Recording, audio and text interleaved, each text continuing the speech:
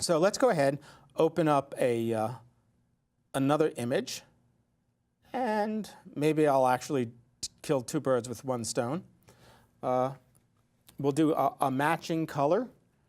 And so this is something that people often need to do. You have two shots, and you need to have the person, they were shot in different cameras or different lighting, or maybe the white balance was different. So I want them to match. So the first thing you do is you need to color balance your hero shot or your master shot to be the look that you want. So whether that's the wide shot or the medium shot, it's the main shot that you're going to reference all the other cutaways to.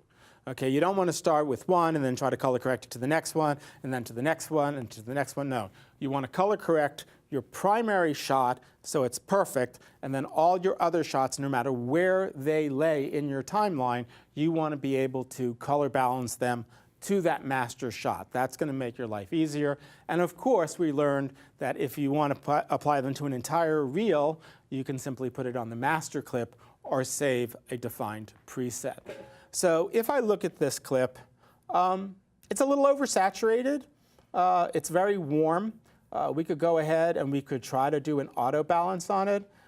There's no white card, but there is a little white sticker on the nose of this bear. So if I click on that, it brings up my saturation, makes it a lot more gold, which I guess is fine for the color. If I isolated and cropped her face, I could actually tweak it to get the exact color tone that I want. I'm going to go ahead and undo that. And I'm going to simply say, that's pretty good. We're kind of even. I think a little more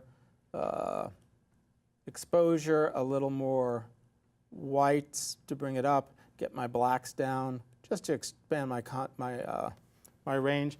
A little more washed out on this monitor, but people might think, oh yeah, she needs to be redder. But again, I say, oh yeah, look, I'm a little bit darker skinned, she's fair, but the color tone seems to be about right. And my gut says that if I isolated her face, it would be pretty accurate here. But in the time that we have, I don't want to do that. We did that with the color card at the beginning. So I say that's pretty good. I do want to bring down the vibrance a little bit.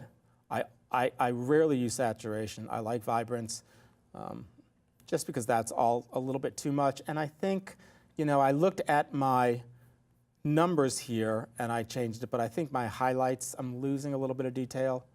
So I just want to bring that back. So that's pretty good. Now, I want to match this other shot. And I've already kind of prepped this a little bit, but this is the trick. I put the other shot that I want to match it to on the second track. This way I can see both at the same time. Let me also switch over to my scopes.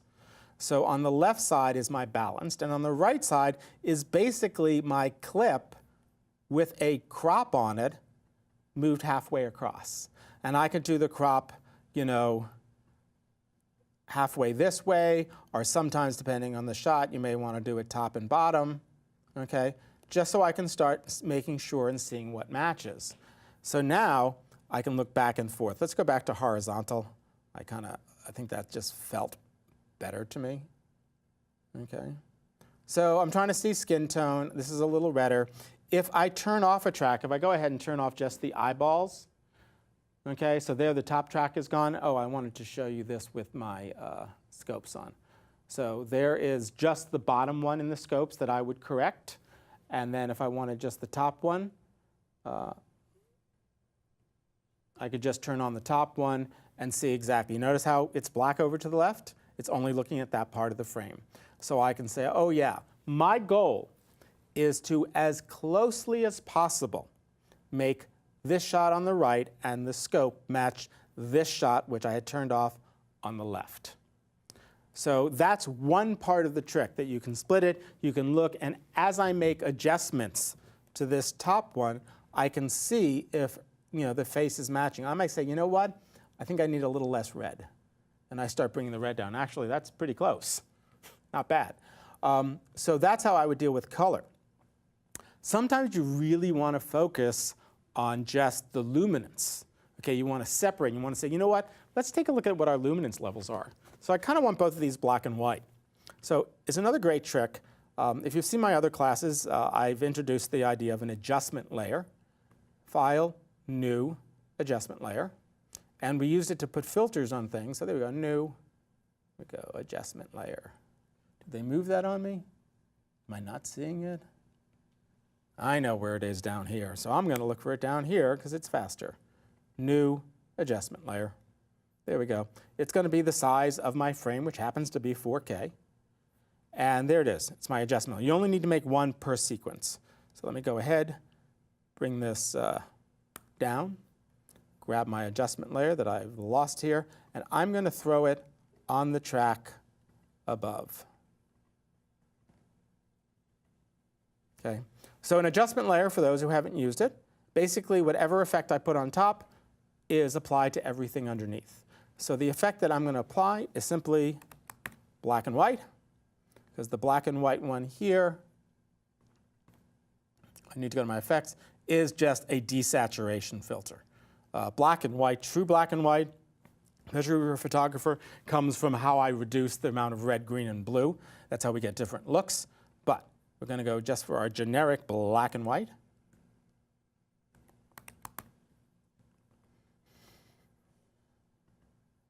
There we go. Throw that on there. So now, I can look at this and I can compare them just from the luminance levels.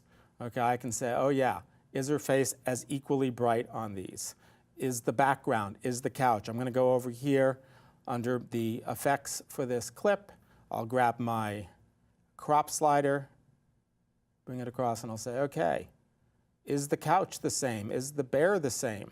Let's go back to our scopes. So the first thing I might do, so I'm not colored by my saturation, is I'll try to balance and make sure the luminance values are as close as possible. Now I'm halfway to the finish line, or probably even further than halfway to the finish line. Then I can go ahead, I can turn off my black and white, and now I can focus on color cast and the amount of saturation to get these two scenes to match. And once I do, the odds are I have other scenes shot with, other parts of this scene shot with the same camera.